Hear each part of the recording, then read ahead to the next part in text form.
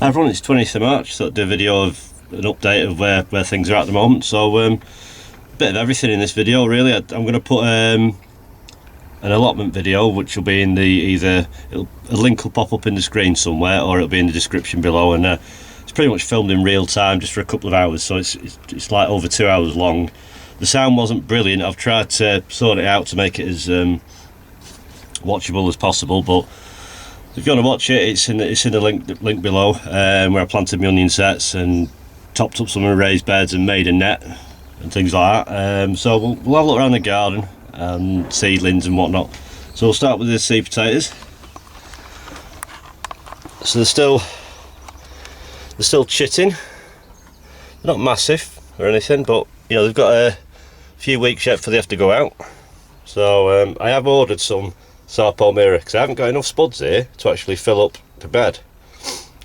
King Edwards I'm growing here in tubs, so I've actually got room for 2 more rows, so I've ordered some Sarpo mirror. First time I've ever grown them. Loads of people have grown them in the past few years, you know, for being blight resistant, so I thought, you know what, I'm just going to give them a go, you know, because they must be good. So we'll see how they go when they come. Right, where else are we going now? We're going in this little greenhouse here. Sun's out, but it's actually cold today. These are the peas that I sowed, the gutters. Actually nice little chunky plants them. So I think I've got pretty much, it's looking like I've got 100% germination out of all them, and they were my own pea that I saved from last year, Hurst Green Shaft. So I need to get these other 2 gutters which are just full of weeds and old stuff. So they'll be getting sown. I won't do a video on them because you see me do this one. Flowers, these are Sweet Williams. These are Swiss giant pansies. These are just for mum. These are sweet peas. They're getting desperate to go out now because they're going to start tangling up. But it's just the weather's just not been great to do anything. I kind of try and keep stuff in here because it does get a bit of wind blowing in it, so it kind of helps sturdy things up a little bit. I've ended up putting that big onion that I'm trying to take to seed in here. Looks like it's starting to, a bit early yet really, send up a flower spike. But we'll see how it goes. You have to watch the wind, so I don't know how the audio is going to be. So that's just all compost on top. This is the bed where I'm going to grow my potatoes in the pots. I think it's 3 foot by 8 foot. My onions are in. Typical when I planted them out, I've had nothing but high winds, so they've had a right good beating. But you know, they've got to learn to stand up to it. So you know, when they start sending out the new try and find one that you can see, like the new shoots that come up, they should start coming up a lot stronger now. I might just put some ropes in between these to support them afterwards when they get a bit taller, or I might actually put some netting about, you know, 18 inches above them so the spikes can grow through that. Garlic still growing. I had a space up this end, so these were leftovers from the allotment, so I put another 2 cloves in that I had left over. Nothing on the carrots. I moved that greenhouse door up and down, just, you know, to get a bit of heat on them really. That bed, I don't know what's going in that yet. I bored out my carrot box, so I had to use the sand that I took out this one to top up the other one. Not rocket science. Basically, a bit of rainwater downspout, shove it all the way down, pull out your core of sand. This is for the sweet candle, so I can see that. That's how deep the hole is. It's probably 18 inches deep, which is deep enough for them. And then I need to fill them up. I'll just throw my spout about. Fill them up with compost, which I'll show you in a minute.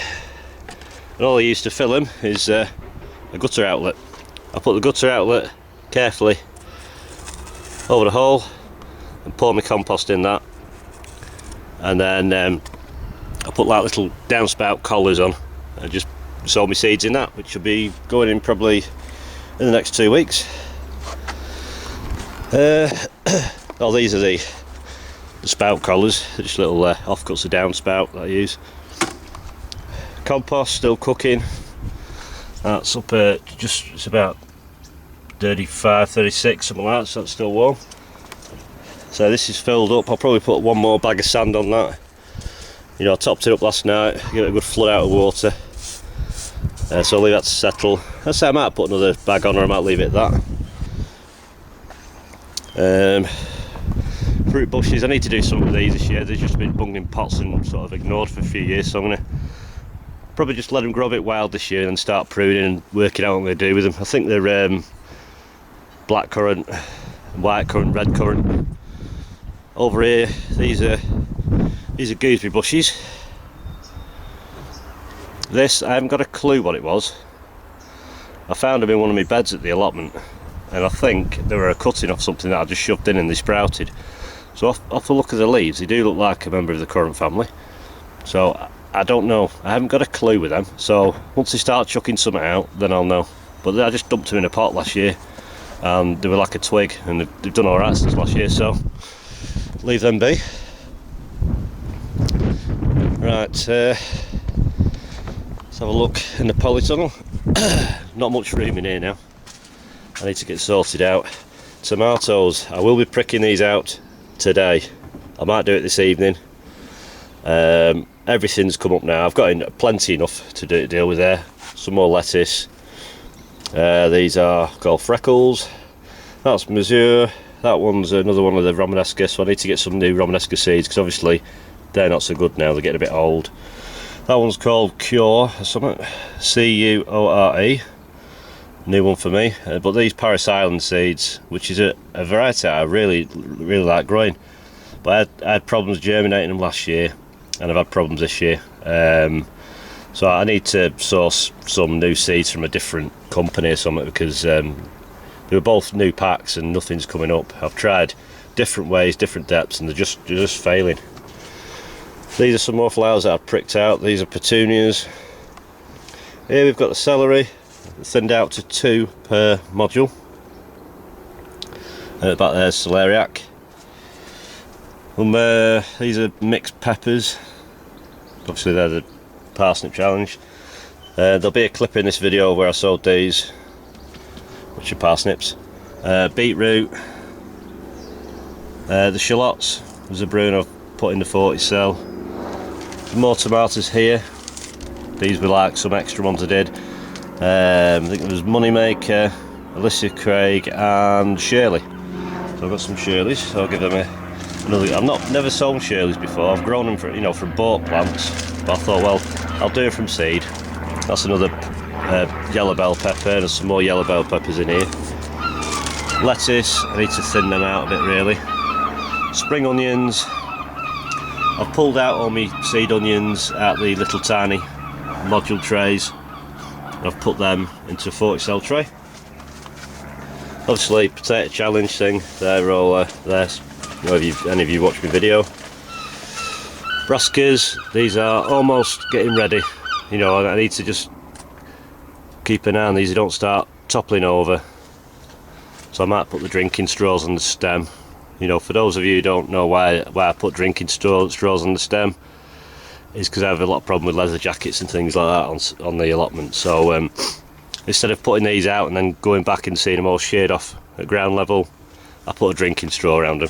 I just cut a slit up the side, curl it around the stem, and I don't get any problems. Leeks are starting to come on great now. I have thinned them out a little bit.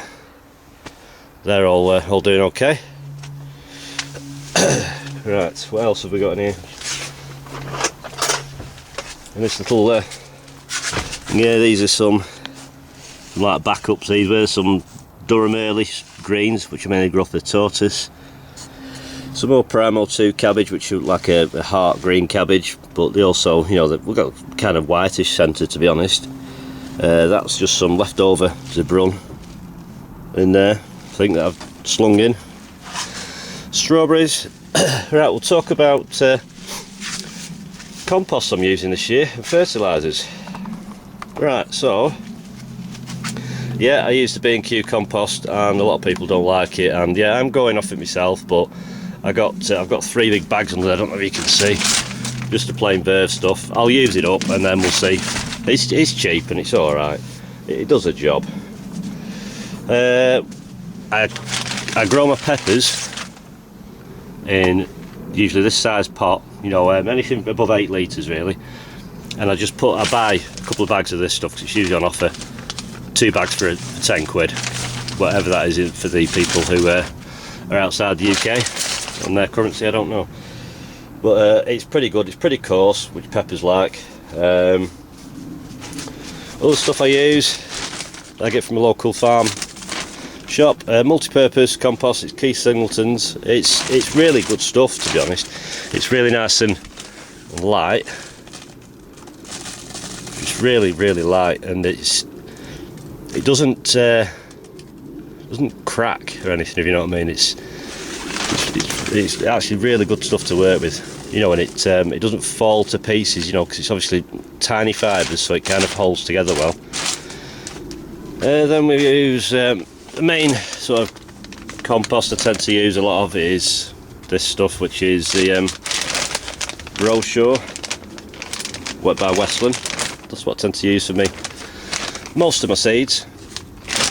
I used to make my own parsnip stuff with silver sand and all that lot. Yeah, I do add more vermiculite to this. Even though it is seed compost, it still has a few lumps and chunks in it, so you do have to make sure you give it a crack up a bit. The other stuff is Jack's Magic. You know, there's a lot of people use that. It tends to be more loamy, and it's got, you know, sand in it and that. I don't mind it. If it gets a bit too wet, it can blanket seeds a bit, so it does, you know. I do prefer something that's a bit more fibrous. This is more like a kind of soily sort of feel to it, but it is good stuff. This is why I've sown my carrots in. I can't be bothered sieving everything out, even though I do run it quickly through a fine sieve, because it's like, even though it says it's 25% finer, you do still get lumps in it. Not many though, so it saves trying to sieve through, like, you know, 60 litres of compost for the carrots. That's what I'm doing with big carrots in this year, that stuff. A lot of supermarkets have it, so I usually buy 2 or 3 bags of that, and that's all I use. Vermiculite, Keith Singleton's. I get this from the farm shop, but there is another supplier who I get my fertilisers off. I'll put the link for their website in the description below, so you can have a look, because it's not that dear. I think for 25 litres it's about 6.5–7 quid. It's not too bad. You know, it's fine as well. It's not that really chunky stuff. And then we have Perlite, about the same sort of price as well. Tend to use this a bit more in the final potting stages of peppers and tomatoes and that. Right, we'll go over to fertilisers now. I know a lot of people go organic and stuff, you know, and I will venture that way at some point. But now I'll start off with this. This is multiple uses. This is Epsom salts. It's actually it's great. I mean, I use it a bit on the grass on the garden to help green things up, but it's good for like tomatoes, to try and prevent blossom end rot and things like that. And then we have this stuff, which is, it's like an allium fertiliser for garlic and onions. I don't use much of that. I say these buckets I've had for a few years now. So the same supplier that I get the vermiculite off, you get all this stuff. Then we have here, people who've seen me do my blueberries and that, this is sulphur. Just use it like a soil acidifier. And I use this stuff for tomato feed, cracking stuff. I also feed my potatoes with that.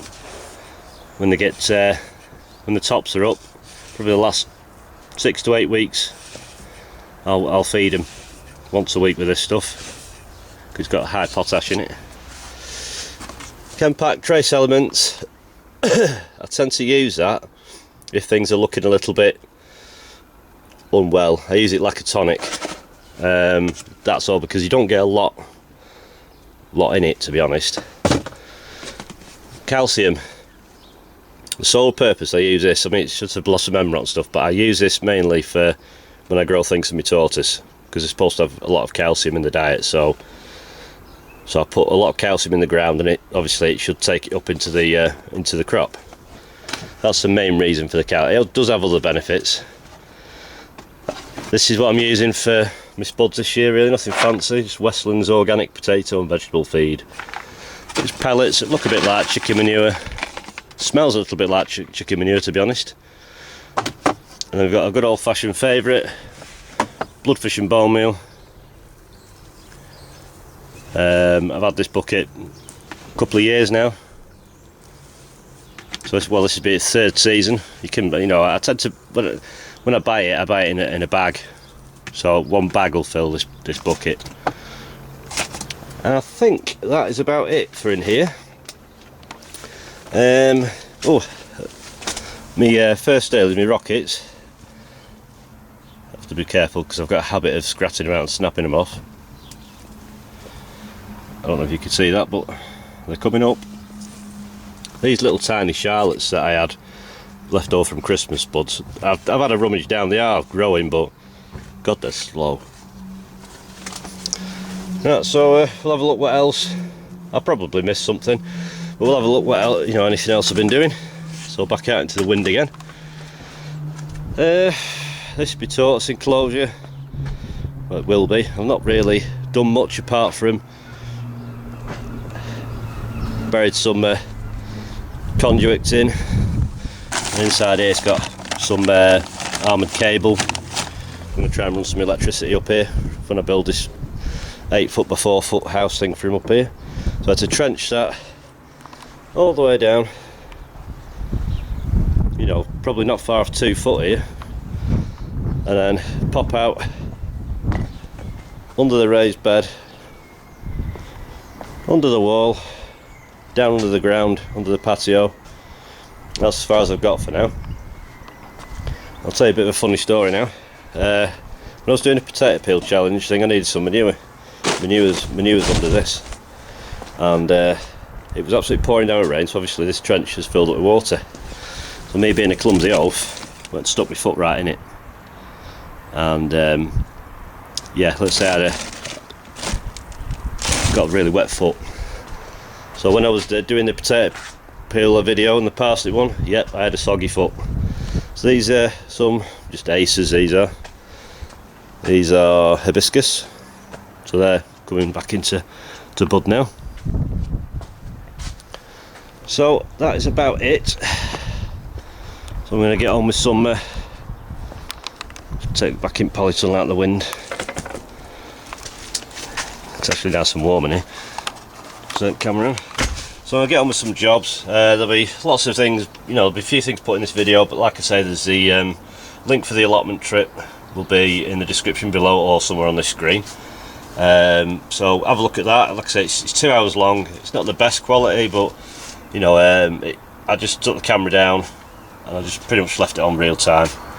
So it's like 2 hours of me just doing jobs at the plot. So right, I'll get on with these tomatoes.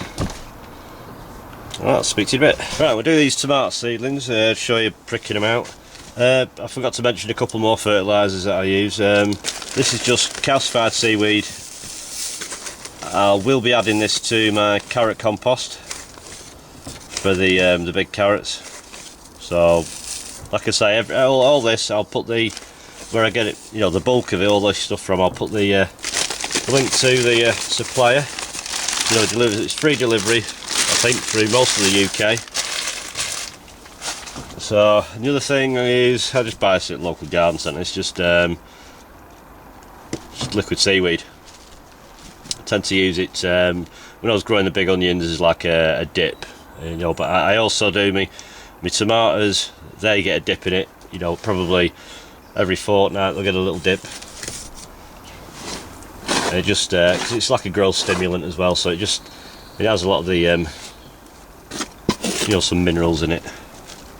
So this compost is just it's a mixture of vermiculite, a little bit of perlite, and it's just a Westland seed compost. And I've had a feel for it to get the bulk of the lump, you know, if there's any massive lumps out. It's not dry, but it could do with a little bit more water. So I just spread it out like that. I've just got my trusty water thing, and this has got, like, it's not warm, but it's not cold, and hello, the rain's here. Jumping polytunnel. So basically, I'm just going to go over it, because I don't really, you know, when you transplant you've got to watch for any shock. You know, there is going to be a certain amount of shock. I'm not soaking it right up. It's just that when you do water it, it's already started its capillary sort of action, and then just basically turn it all in and just mess about with it for a few moments, just to get that little tiny bit of moisture out through, because you'd be surprised just that little bit of moisture how much it puts it together. So it is very easy to overwater things.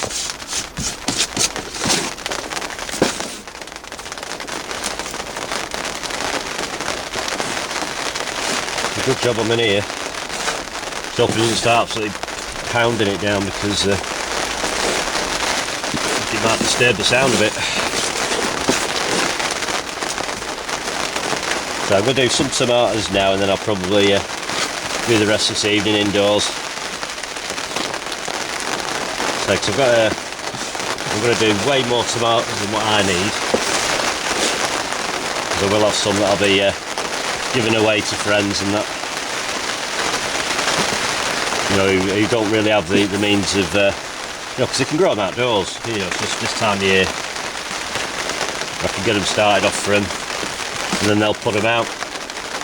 You know, they'll have a fairly decent sized plant, you know, probably 18 inches to a foot tall, you know, by end of May, so they can get it outside. Okay, these are just 7cm pots. I've not washed them, you know, because it's okay to sterilise everything, but you know, your plant needs to be treated a little bit mean, otherwise you just it doesn't build up any resistance to anything. So just normal compost, lob it in,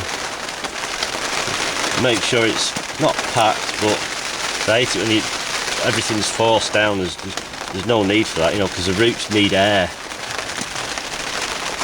So I'll bring my tomatoes into shot.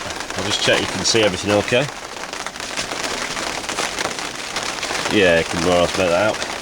So I remember right when I sold these, in the very bottom of it there was like a layer of perlite. I just put that down there for somewhere for, you know, in case they did overwater them or anything, it's got somewhere for the water to drain to, and it'll still allow a bit of airflow.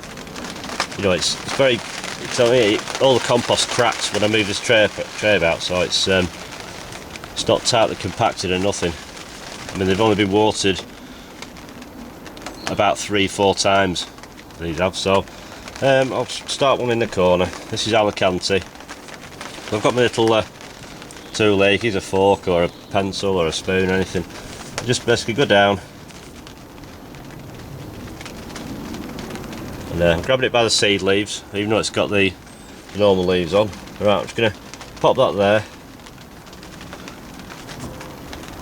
In fact, tomatoes have like a hairy stem on them, and you'll notice when you have like tall tomatoes in the hot months, they tend to look like they're throwing out roots high up when they touch you know, anything with humidity. It's like they're trying to lick the air for a bit of moisture. So you can, because they're naturally a vine, you could lay them down and, you know, keep covering the vine, and it will send out roots anywhere along that vine. So I'm going to bury this pretty much right the way down to its seed leaves. I'm not pressing it hard down or anything, just going to tap it. You can squeeze the sides to make sure that all that compost is around. So I mean, it's dropped down a hell of a lot, but all that stem will pump out more roots. And then when I put it into its bigger pot, if I can find what I've got here somewhere, from these they will end up going into one of these, which is a litre, and they'll probably go in these in May, and I'll bury them right down again when I get, you know, when I do them in that. And then in June, when they go out,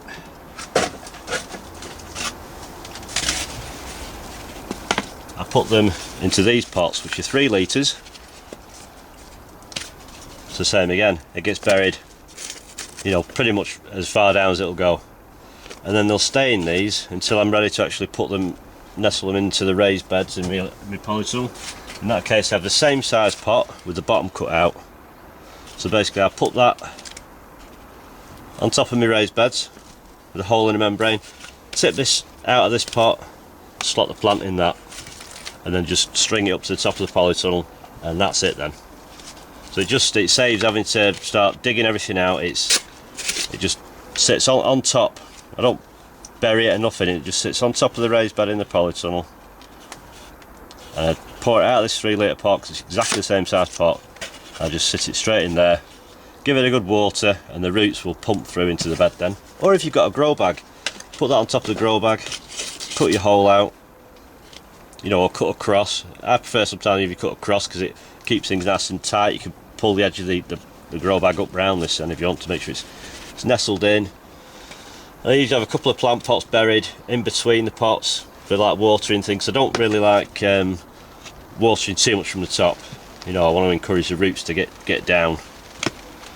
So that's all there is with the tomatoes really. Right, I'll give this a good water now. You don't just gush it on. You know, you could add a bit now and then give it a few minutes. The idea is just to get it to settle down all around the stem. You know, the leaves might go limp for an hour or two, but as soon as they get a good drink of that water, they'll send the roots off and they'll be on the way. Not very often you have any problems with tomatoes. They're pretty easy to trick out. So that's all you have to do with that. Right, I'm going to sow some parsnip seeds in toilet roll tubes because the ground's a bit wet outside, so I'm just going to start them off in these for now, and I can just plant the whole thing outside. They should be okay. So I've got some seeds that I've chitted off. These are what left over from the ugly parsnip challenge, so I'm going to have to set some more off to chit because there's not enough here really for what I need. There's only really me who eats the parsnips anyway, so I don't need to do that many. So I filled 12 up, so I might have enough to fill them. So it's just toilet roll tube. I've got some seed compost with vermiculite in. I've put it through a sieve to make it a bit finer, you know, because I do want these ones to be kind of straight. I don't want to leave them so long that they go all the way down and hit the bottom, so they're not going to be in these that long.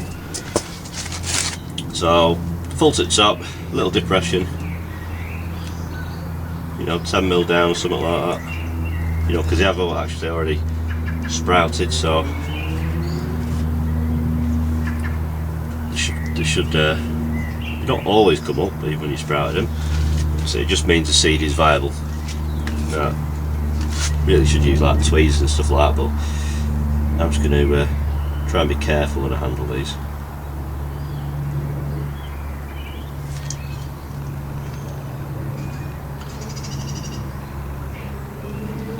I dropped one then, I don't know where it's gone, so I'll pick another one.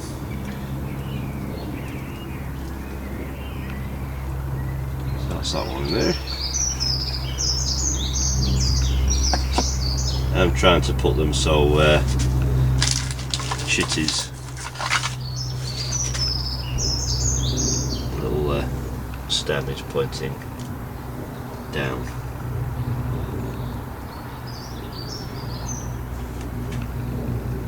Just to help send it on its way.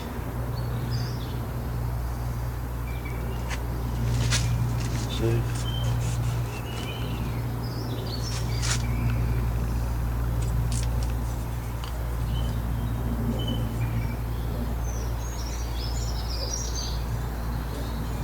it's a bit of a fiddly faff like, but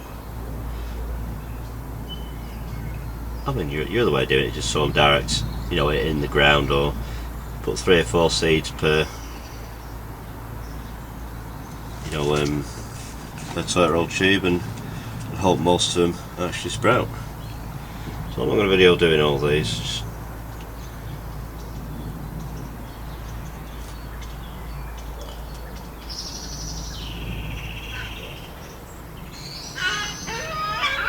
Just that. So basically just a little bit of compost, compost on top of these, and just cover them over. Give them a good watering, and hope for the best really. So right, well that's it for this video. Like I say, there's a link below if you want to watch the rest of it.